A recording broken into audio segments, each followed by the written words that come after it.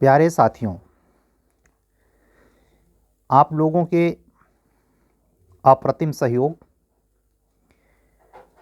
और आप लोगों द्वारा किए जा रहे कठिन परिश्रम के प्रति अपना विशेष सम्मान प्रेषित करते हुए मैं आप सभी का उत्तर प्रदेश न्यायिक सेवा प्रारंभिक परीक्षा की तैयारी में लगे हुए जुटे हुए समस्त अधिवक्ता बंधुओं और बहनों का हृदय से स्वागत करता हूं।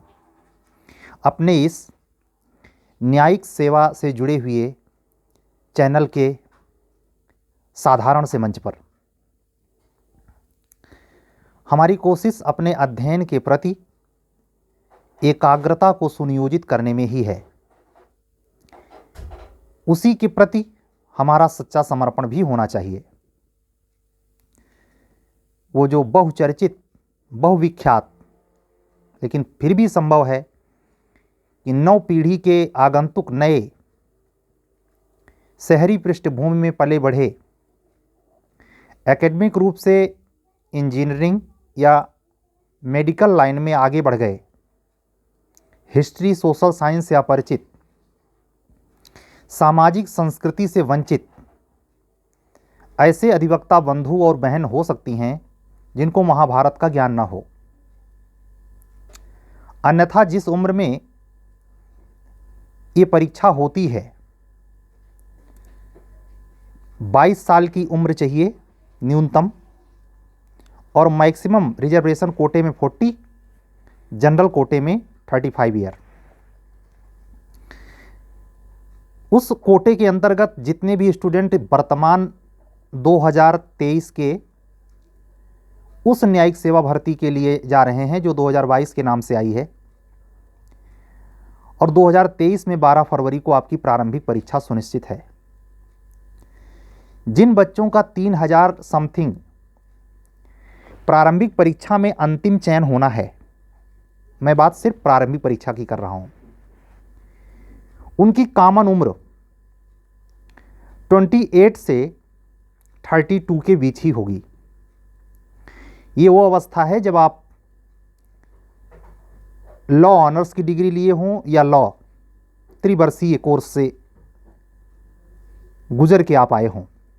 दोनों ही स्थितियों में आपको सामाजिक संस्कृति और सामाजिक ताने बाने का एक सुनिश्चित रेखा क्रॉस करनी ही पड़ती है। माध्यम आपका कोई भी हो, बोर्ड आपका कोई भी हो, आईसीएसई हो, सीबीएसई हो, फर्क नहीं पड़ता। ये बात सच है कि पिछले 20 साल में कोई बी.आर. चोपड़ा का महाभारत सीरियल नहीं चला है। एक समय था 2000 के पहले, सन 80 से 90 के दशक में, जब रामचरितमानस पर केंद्रित, रामायण पर केंद्रित पूज्य रामानंद सागर द्वारा रचित रामायण और बी.आर. चोपड़ा प्रख्यात निर्माता निर्देशक के द्वारा रचित Mahabharat black and white TV पे अखंड भारत देखता था। हम सब भी देखते थे। इतने बड़े प्राकथन में जाने का मात्र मतलब यह है कि नव पीढ़ी में वो अधिवक्ता बंधु या बहन जो इससे वंचित हों, उनके भी आगे ध्यान में बात आए। बचपन में पांडवों की शिक्षा के दौरान द्रोणाचार्य जब टेस्ट लेते हैं कि कौन सबसे बढ़िया धनुर्धर है, तो तमाम तरीके की अन्यमनस्क एकलव्य और अर्जुन के बीच द्वंद्वात्मक बातों को एक साइड में रखते हुए सिर्फ ध्यान देते हैं परीक्षा प्रक्रिया की, जिसके सामान्य अनुक्रम में आप गुजर रहे हैं। और पहला टेस्ट इत्तेफाक से ऐसा हो सकता है कि इन 85 हज़ार के आसपास जो भी नियर अबाउट फॉर्म पड़ा है, जो भी अभ्यर्थी इसमें प्रारंभिक परीक्षा में 12 फरवरी को बैठने वाले हैं, उनमें से लगभग ये मान के चलें जितनी उपस्थिति होने वाली है, सबको अपने रिजल्ट के बारे में सुनिश्चित तौर पर कहने में अभी पॉसिबिलिटी नहीं है। अभी उस पर कोई की गई ऐसी टिप्पणी जो गट्स को इंगित करती हो, जो सफलता के प्रतिबद्धता को दर्शाती हो कि निश्चित तौर पर हम प्रारंभिक परीक्षा क्रॉस ही करेंगे, ये अति आत्मविश्वास के दायरे में आ सकती है। लेकिन ये पूरी भीड़ जो 12 फरवरी को एग्ज़ाम हॉल में बैठेगी और रिजल्ट आने के बाद बाहर होगी, मान लिया टोटल बैठती है तो भी केवल 3000 का चयन होना है समथिंग, और बाकी सबको वापस आना है। तो मेरी जो बातें इसके बाद बोलनी जाने वाली हैं वो इन्हीं 3000 समथिंग संभावित सफलतम स्टूडेंट को ध्यान में रखकर बोली जाने वाली हैं। Just 1 minute, after 1 minute. इसका अभिप्राय मेरा किसी स्टूडेंट या किसी अधिवक्ता बंधु अथवा बहन से उसको नीचा दिखाना, हतोत्साहित करना नहीं है। हमारा उद्देश्य आज के वीडियो का फोकस को समझाना है। फोकस क्या है, फोकस कैसे बनाएं, कैसे अपने अध्ययन को केंद्रित करें। महाभारत की चर्चा यूं ही नहीं छेड़ी है। वो दृष्टांत, चर्चित दृष्टांत, बचपने में जब पांडव धनुष विद्या सीखते हैं, द्रोणाचार्य उनको सिखाते हैं और सिखाने के कुछ हफ्ते परांत विद्या के एक अनुक्रम की पद्धति को पूरा करने के उपरांत द्रोणाचार्य सारे बच्चों का एक टेस्ट लेते हैं। वृक्ष पर एक चिड़िया के आंख में, वृक्ष पर बैठी एक चिड़िया के आंख में निशाना लगाने की बात कही जाती है। ध्यान रखें, इसका एक टेस्ट उनका वहां भी होता है जब अर्जुन द्रौपदी को स्वयंवर में जीतते हैं। इसी टेस्ट की बहुत महिमा मंडित और सूक्ष्म चर्चा वहां की जा सकती है, लेकिन आज फोकस के मध्य इसी चर्चित दृष्टांत पर ही केंद्रित रहेंगे और हर तथ्य से, हर पहलू से, इसमें घटी हर घटना से अपने को तोलेंगे। कैसे? सबसे पहले गुरु द्रोणाचार्य क्या अर्जुन को बुलाकर पूछते हैं कि तुम बताओ निशाना कहां लगाओगे? अगर B.R. चोपड़ा का महाभारत किसी ने देखा हो तो उसको ध्यान आएगा। नहीं देखा हो तो YouTube पे सर्च मारने पर और YouTube में सर्च मारते समय यही लिख देने पर कि अर्जुन की परीक्षा प्रक्रिया धनुर्विद्या की आ जाएगा, वो एपिसोड आ जाएगा, आप देख सकते हैं। सबसे पहले वो दुर्योधन को बुलाते हैं, उससे सीधा सपाट सवाल पूछते हैं, दुर्योधन धनुष उठाओ। वो उठा लेता है, प्रत्यंचा चढ़ा लेता है।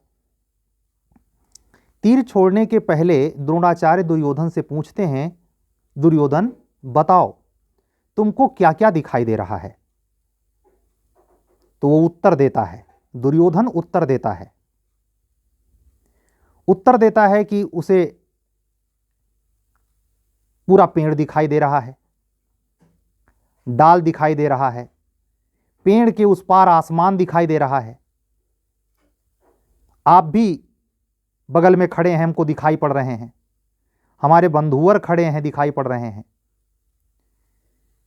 50 बातें गिनाने के बाद अंत में यह कहता है, खुद से नहीं कहता, अर्जुन गुरु द्रोणाचार्य फिर से पूछते हैं, क्या तुमको वो चिड़िया दिखाई पड़ रही है जिस पे निशाना लगाना है?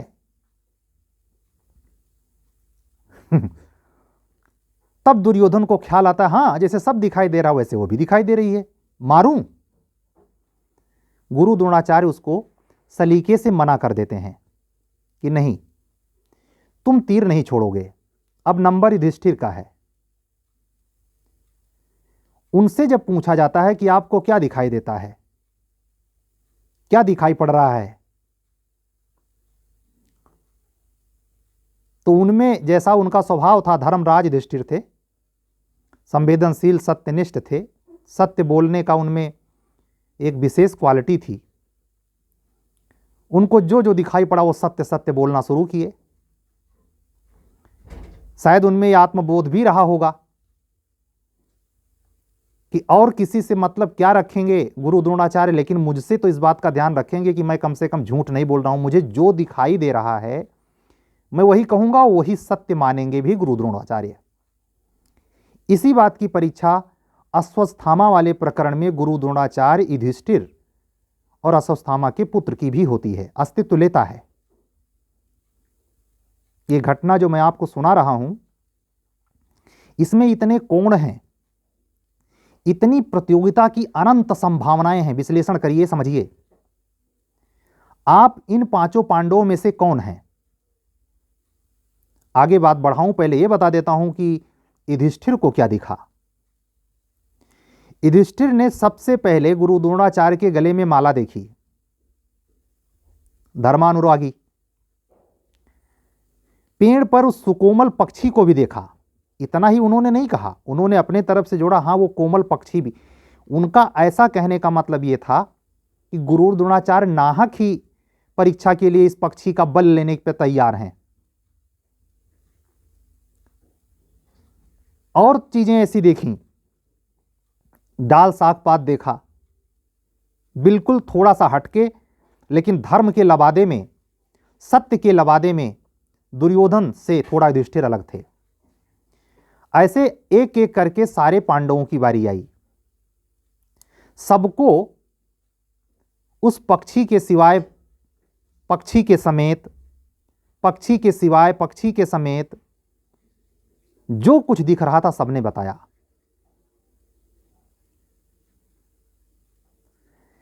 लोग आपस में ये समझ नहीं पा रहे थे कि आखिर गुरु द्रोणाचार्य किसी को प्रत्यंचा पर चढ़े हुए तीर को संधानित करने का आदेश क्यों नहीं निर्गत कर रहे।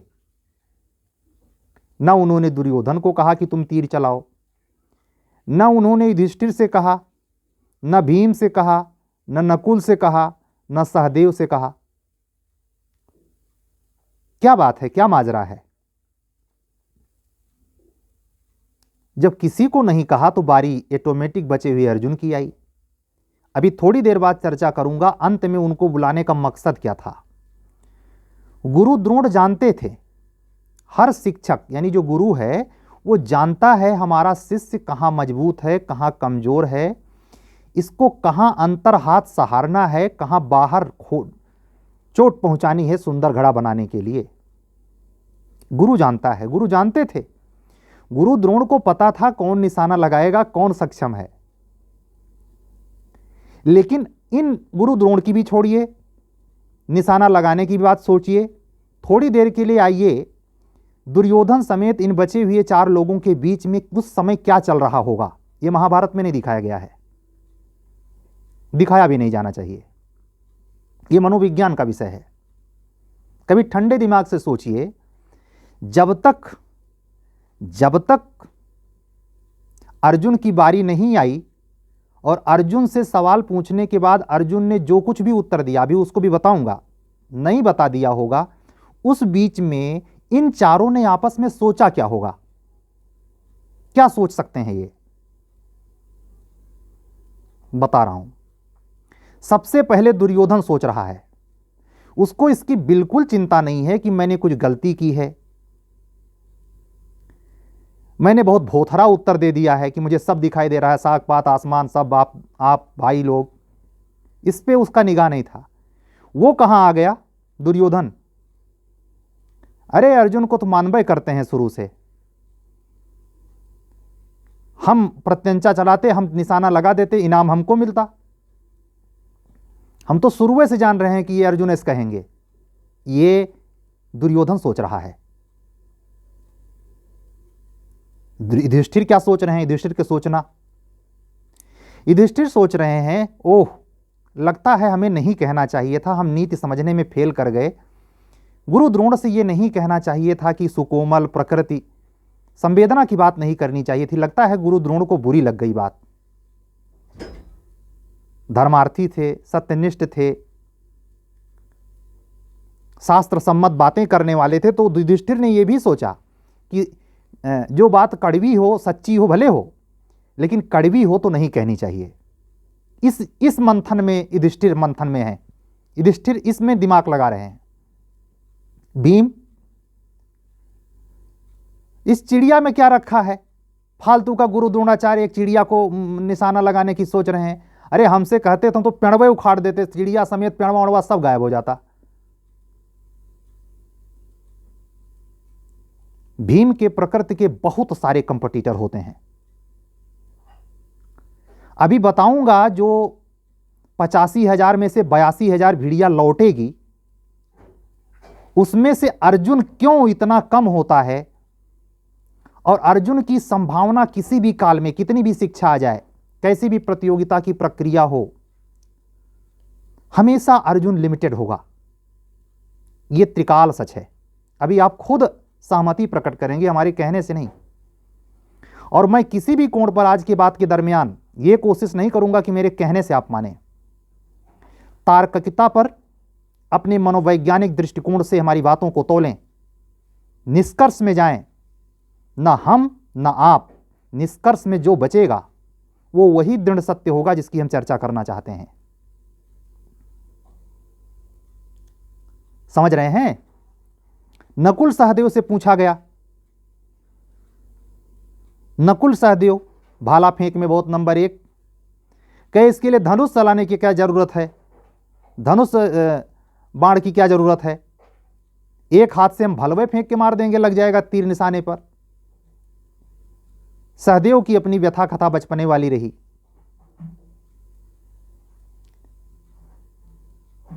अब बारी आई अर्जुन की। इसमें से ये मैं याद दिलाना चाहूंगा, अभी बात आगे, आपको कहानी पता है, लेकिन कहानी इस ढंग से शायद आपने ना सोची हो, उसका विवरण में, वो चर्चा में है, वो महत्वपूर्ण है, वो आपके उत्थान का विषय हो सकता है, उन्नयन का विषय हो सकता है, सतर्कता का विषय हो सकता है, प्रौढ़ता का विषय हो सकता है, आपके अंततः एकाग्रता की कुंजी हो सकती है। समझते हैं? लेकिन एक बात याद दिलाना चाहूंगा, इन चारों में से 5 पांडव, दुर्योधन 6, तो अर्जुन की बारी छोड़ दें तो 5 पांडव में 4 ही और 1 दुर्योधन 5। इन 5 में से किसी ने यह नहीं सोचा, और न किसी को इस बात की बेचैनी है, न चिंता है, और न कोई इस जिज्ञासा से भरा है कि अर्जुन क्या बोलने वाला है। जबकि ये कई मामले में पूर्व में जान चुके हैं कि हमेशा कहीं कोई क्रिटिकल सिचुएशन आई है, पढ़ाई के दौरान, धनुर्विद्या सीखने के दौरान कहीं दिक्कत आई है, कोई शिकार मारना है या कोई एक्सेट्रा मैटर रहा है, हमेशा अर्जुन आगे रहा है, ये जानते सब हैं। लेकिन इस मौके पर जब परीक्षा चल रही है, कोई इस बात को नहीं सोच रहा है कि अर्जुन आखिर क्या बोलेगा।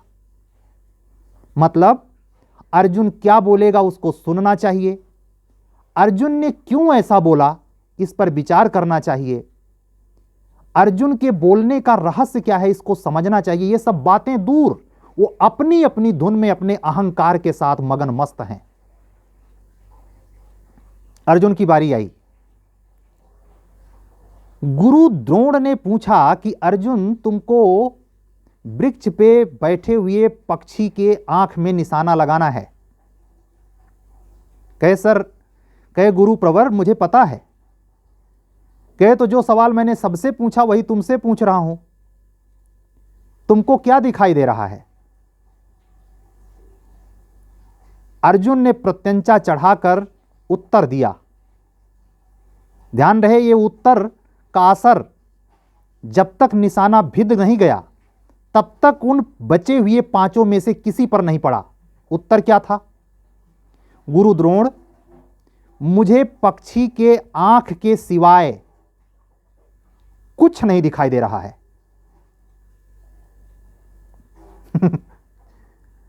गुरु द्रोण ने 1 माइक्रोसेकंड की देरी किए बगैर कहा, तीर चला दो। और जब वो ऐसा कह रहे थे तीर चला दो, तो उन्हें इस बात का डर था कि मेरा इस तरीके से कहना तीर चला दो कहीं अर्जुन को डिस्टर्ब ना कर दे। इसलिए उन्होंने शब्दों में नहीं प्रकट किया तीर चला दो, केवल आंखों से इशारा किया कि निशाना साधो। मतलब उस समय जब अर्जुन की एकाग्रता ऐसे एकाग्रचित्त अवस्था में टिकी हुई थी, गुरु ने अपना फर्ज निभाया ना बोलकर। शब्दों द्वारा निर्देशित ना करके संकेतों द्वारा संकेतित किया। रिजल्ट सामने था, पक्षी की आंख में निशाना भिड़ चुका था। तब ये पांचों निर्मूल अहंकारी, युधिष्ठिर समेत कह रहा हूं, बुदबुदा रहे थे ये कैसे हो गया। उसमें सबसे उथली प्रतिक्रिया दुर्योधन की थी। ये तो होना ही था, जब उन्हीं को मौका देना है तब तो वो मार ही देंगे तीर। हमको कहे होते तो। अभी भी ये जड़ ये समझने में फेल रहा कि गुरु द्रोण ने अर्जुन को तीर चलाने के लिए क्यों संकेतित किया। ऐसे हम सब अभ्यर्थी हैं। दुर्योधन प्रतीक मात्र है। दुर्योधन जैसे उस 82,000 लौटने वाली भीड़ में तमाम अधिवक्ता बंधु और बहनें हैं जो ये समझ ही नहीं पाते कि हमारा निशाना क्यों नहीं लगा। जैसे वो सोच रहा था कि बारी हमारी आनी चाहिए थी, ऐसे हम सोचते हैं कि हमको मेंस लिखने को मिल जाए तो हम पहली ही बार में इंटरव्यू देंगे। प्री कभी नहीं निकल रहा। और भावनाएं ओवर कॉन्फिडेंस वाली, बिल्कुल दुर्योधन जैसी। कुछ पूजा पाठ पवित्र भाव आस्था से जनित आस्तिक अधिवक्ता बंधु और बहनें युधिष्ठिर जैसी होते हैं, जिनको हर बात में संवेदना दिखाई देती है और जहां कर्तव्य के प्रति उन्हें क्रूरतम ढंग से स्वार्थी होना चाहिए, वहां वो संवेदनशीलता, पूजा भाव, आस्तिकता में इतना बेवजह फंस जाते हैं कि वो अपने टारगेट से एकाग्र करने को कौन कहे, आंसू लुढ़काते हैं। रिजल्ट आने के पहले और रिजल्ट आने के बाद दोनों ही स्थितियों में वो रोते नजर आते हैं, जिनको कहते हैं भावुक पुरुष, भावुक महिला। नकुल सहदेव, बचे हुए बाकी लोगों की बात कर लूं, वो भी इसी बात की चिंता करते हैं। उस बात की चिंता छोड़ जिससे एकाग्रता सधती है, उसको छोड़ वो उन बातों में फंसे रहते हैं कि यार ये किताब पढ़ लें, इस गुरु से पढ़ लें, उस गुरु से पढ़ लें। जिसके चयन में ही संदेह है, जो एक जगह पढ़ के संतुष्ट नहीं हो रहा, यानी जिसके चयन में इतना निम्न स्तर है कि हर बार चयन में करने के बाद, पढ़ाई करने के बाद उसे यह आत्मबोध होता है कि मैंने गलत जगह शिक्षा ली। ऐसा व्यक्ति नकुल सहदेव के दायरे में आता है। दुर्योधन अहंकार की पराकाष्ठा है। ऐसे हम अभ्यर्थियों के बीच में अहंकारियों की कमी नहीं है। और सबसे विचित्र यह है कि उस अहंकारी व्यक्ति को पूरी दुनिया को पता चल जाता है कि यह अहंकार से ग्रसित है, इसीलिए सफलता नहीं मिल पा रही, लेकिन उसको पता नहीं चलता। आपसे मैं सवाल पूछता हूं, क्या दुर्योधन को उस समय विचार नहीं करना चाहिए कि गुरु द्रोणाचार्य ने हमको अनुमति क्यों नहीं दी? क्या युधिष्ठिर को यह विचार नहीं करना चाहिए था कि कितनी ग्लानि भरी बात है, हमको आदेशित नहीं किया गुरु द्रोण ने? ऐसे उन पांचों में से किसी ने इस बात पर क्या मलाल प्रकट किया होगा उस समय? नहीं, न पहले न बाद में। देहात में एक शब्द है हेहर, और शुद्ध हिंदी में एक शब्द है हठ धर्मिता, हठी स्वभाव। उसी के समरूप तो नहीं कह सकते हैं, लेकिन मिलती जुलती तंतुएं, धाराएं जुड़ती हैं अहंकार से। जो हठी होता है कहीं ना कहीं अहंकारी होता है, जिसमें लोच है, जो लर्नर है, जो सीख सकता है, जो प्रबुद्धता को प्राप्त करने के लिए जिज्ञासा से भरा है और एकाग्रता के लिए तन्मयता से जूझ रहा है, वो एक न एक दिन उस बिंदु पर पहुंचता है जहां अर्जुन था। एकाग्रता यूं ही नहीं आती। एकाग्रता के लिए अपने इन्हीं विचित्र गुणों को, जिनको मैंने अर्जुन को छोड़ बाकी पात्रों के, महाभारत के पात्रों को प्रतीकों में रखकर अभी जस्ट समझाया। हमारी आपसे सबसे गुजारिश है, जो इस प्रारंभिक परीक्षा में जा रहे हैं वो अपने आप को तौलें। कहीं आप दुर्योधन जैसे तो नहीं हैं, कहीं आप युधिष्ठिर जैसे तो नहीं हैं, कभी आप नकुल सहदेव भीम जैसे तो नहीं हैं। अगर हैं तो उसको काट छांट कर अर्जुन जैसा बनने की कोशिश करें। प्रारंभिक परीक्षा क्यों नहीं निकलेगी? ध्यान रखिए, केवल प्रारंभिक परीक्षा से काम नहीं चलेगा। अंतिम चयन पाने के लिए मुख्य परीक्षा के स्तर की तैयारी 20 दिन पहले जब हमने कहा था, मेरे संपर्क में ऐसे 25 बच्चे हैं जिस समय आप प्रारंभिक परीक्षा की तैयारी शुरू किए हैं, एपीओ मेंस देने के दौरान वो 25 बच्चे उस समय यूपीजे मेंस का कॉन्स्टिट्यूशन का केस ला धुआं कर रहे थे, टीपीए का केस ला, सीपीसी का केस ला, सीपीसी के रिवीजन निर्देश वाले टॉपिक पर, रेस जुडिकेटा वाले टॉपिक पर, डिक्री पर, जजमेंट राइटिंग पर काम कर रहे थे। वो भी आपके साथ प्री देने जा रहे हैं। एकाग्र रहना सीखें। एकाग्रता ही आपको अंतिम सफलता दिलाएगी। आज की बातें इस वीडियो में, क्योंकि अगर मैं इसमें संविदा केस लॉ को ऐड करता हूं तो ज़्यादा बड़ी हो जाएगी, इसलिए इस वीडियो को यहीं बंद करता हूं और जस्ट इसी के जस्ट बाद एक वीडियो जाएगा जिसमें आपको संविदा पर केस लॉ के बचे हुए तथ्य एक साथ भेजूंगा, चाहे वो 10 मिनट की हो, चाहे 15 मिनट की हो। अगर आप ये वीडियो पहली बार सुन रहे हैं तो इसी के जस्ट बाद जाने वाली संविदा भाग 2 करके केस लॉ के लिए वो वीडियो जरूर देखें, इससे सीखें। मैं अपने सभी अधिवक्ता बंधुओं को, चाहे वो मुझसे अनुज हों, चाहे अग्रज हों, बराबर के हों, बहनों के बारे में भी यही हाथ जोड़ के रिक्वेस्ट करता हूं कि मैं किसी को सिखाने की कोशिश नहीं कर रहा।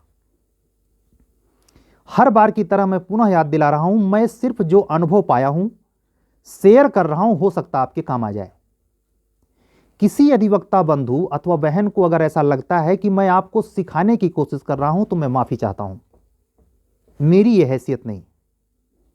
कभी किसी काल में गुरु बहुत ऊंची जगह है, उसके पैर के धूल के बराबर मैं नहीं। ये तो इत्तफाक है कि परमात्मा ने मुझे हाई कोर्ट के सेक्टर में एलएलबी करवा के अधिवक्ता के और प्रतियोगिता के चरणों में 16 साल तक रखा है और अभी भी रखे हुए है, अभी विचलित नहीं किया है। हमारी उच्चतर न्यायिक सेवा की परीक्षाओं से संबंधित हमारे कैरियर का बचा हिस्सा सक्रिय होने वाला है। तो आज की बात, महत्वपूर्ण बात में इस बात को जोड़ते हुए कि मैं आपको सिखा नहीं सकता, मैं सिखाने की कोशिश नहीं कर रहा, मेरा कोई उद्देश्य आपको उपदेशित करना नहीं है, सिर्फ याद दिलाना है। इससे समझ लें, हो सकता है काम आ जाए। और हां, वीडियो बंद करने के पहले आपको यह सूचित कर रहा हूं, इसी के जस्ट बाद 10 मिनट 15 मिनट का केस लॉ आपके पास जाने वाला है। संविदा विधि पर भाग 2 करके उसको जरूर देखिएगा। अगर आप हमारे चैनल पे नए हैं तो हमारे चैनल को सब्सक्राइब करें, लाइक करें, कमेंट करें, शेयर करें। और इस नंबर पर अगर आप जुडिशरी से HJS, UP APO, UP lower judiciary से कोई भी क्लास करना चाहते हैं तो आप इस नंबर पर 7705090393 पर व्हाट्सएप मैसेज करके हमसे जुड़ सकते हैं। ठीक है, विदा दीजिए। इसके बाद नेक्स्ट संविदा विधि पर क्लास है, आपके लिए ही, पब्लिकली है, सबके लिए है। देखिए और प्रारंभिक परीक्षा में दिए जाने वाले संभावित क्वेश्चन के प्रति सजग और सतर्क होते हुए इस लेक्चर का लाभ उठाइए। मिलते हैं कल नेक्स्ट मोटिवेशनल वीडियो के साथ। तब तक के लिए विदा दीजिए। सबको हमारा जय सिया राम, शुभ रात्रि। सत्यमेव जयते।